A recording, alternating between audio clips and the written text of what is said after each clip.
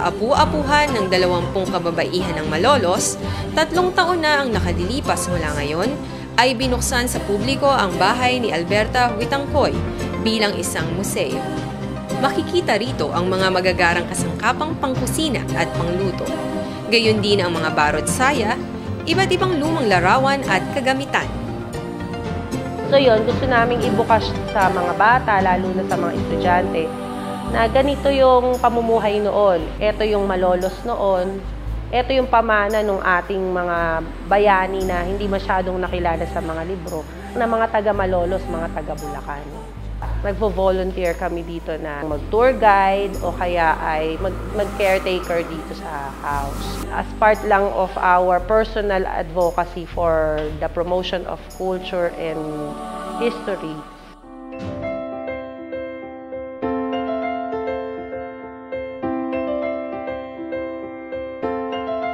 Taong 1904 nang matapos itayo ang malaking bahay na ito sa kahabaan ng Parayancillo.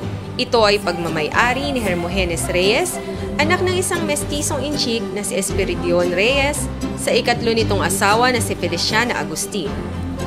Napakalaki ng angka ng Reyes. Sa katunayan, sa 20 kababaihan ng Malolos, 10 sa miyembro nito ay mula sa kanilang pamilya. Ito ay sina Elisea Tantoco Reyes, Juana Tantoco Reyes, Leoncia Santos Reyes, Olympia San Agustin Reyes, Mercedes Reyes Tiongson, Agapita Reyes Tiongson, Rufina Tenco Reyes, Basilia Reyes Tiongson, Paz Reyes Tiongson, at Aleja Reyes Tiongson.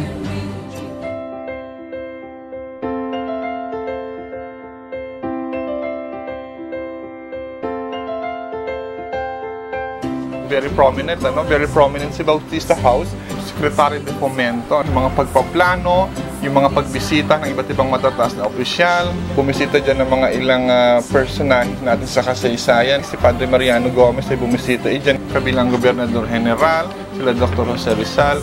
Ang Bautista House ay nagsilbing tanggapan ng kalihim ng paglilingkod bayan. Ito ay pagmamay-ari ni Don Antonio Bautista, isang mestisong inchik na nakapag-aral sa panahon ng Kastila at naging bahagi sa kilusan noong revolusyonaryo.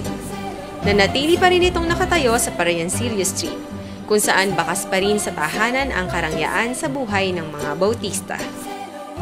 Lahat ng espasyo ng haligi ng bahay ay may primerang klaseng nililok na disenyo. Humihilera ang bahay na ito sa mga neoclassical mansions sa Pilipinas noong kalagitnaan pa lamang ng ika-18 siglo. Sa loob ng tahanan, mapapamangha ka sa mga likhang sining ni Juan Luna at Fernando Amorsolo. Gayun din ang mga antigong kagamitang minana sa kada henerasyon ng pamilya Bautista.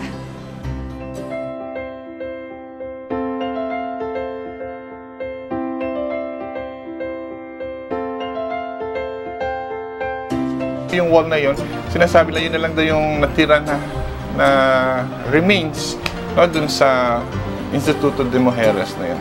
Katabi ngayon ng Mormon Church. Ito yung site kung saan itinayo pansamantala yung eskwelahan na nirequest ng mga kababaihan ng Malolos sa Gobernador General noong kanilang panahon. Nagsilbi rin itong isang magandang institusyon, isang magandang tahanan para sa mga kababayan natin na nagnanais na makapag-aral.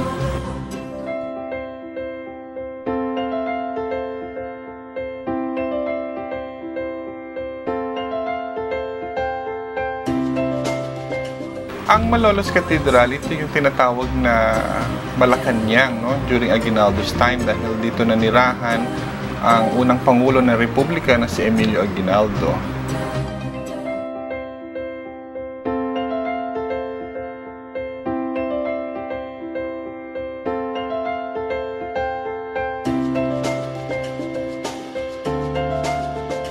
Ang lugar kung saan isinilang ang unang Republika ng Pilipinas, ang Malolos Republic.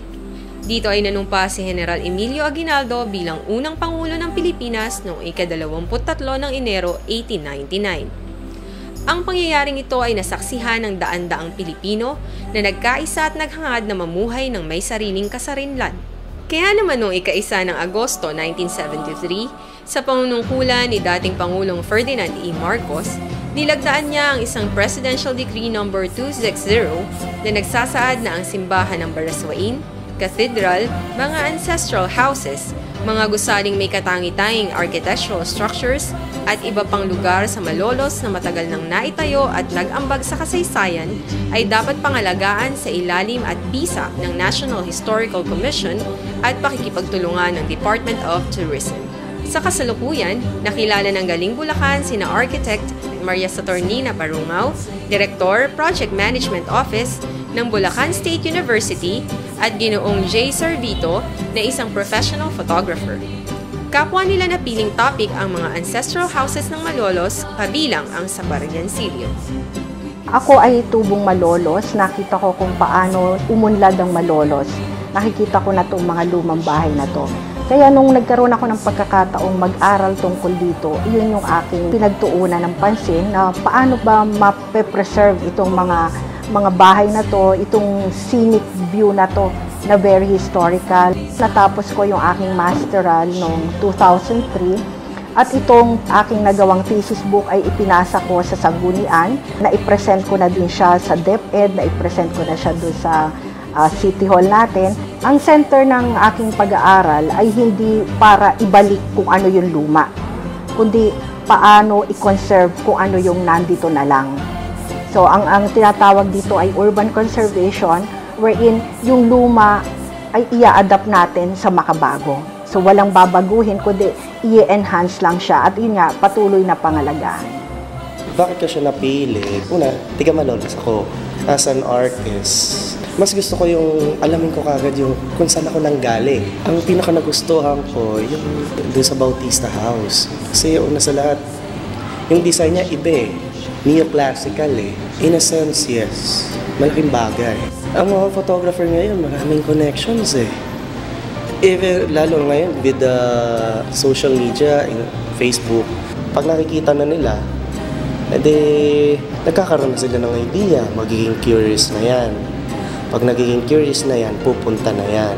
Pag pupunta yan, kukuha ulit ng mga litrato yan. Very historical to. At saka maganda yung mga pwede nating kuhanan doon.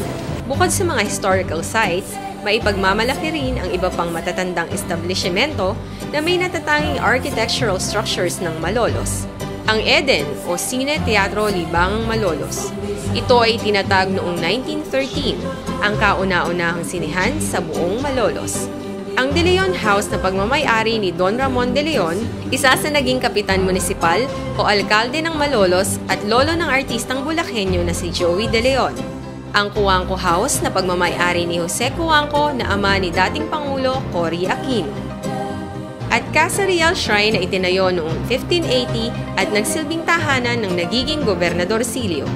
Ito rin ang dating imprenta publika kung saan naipalimbag nito ang 1896 Constitution at El Heraldo de la Revolucion na nooy opisyal na dyaryo ng Republika ng Pilipinas sa patnugot ni General Antonio Luna.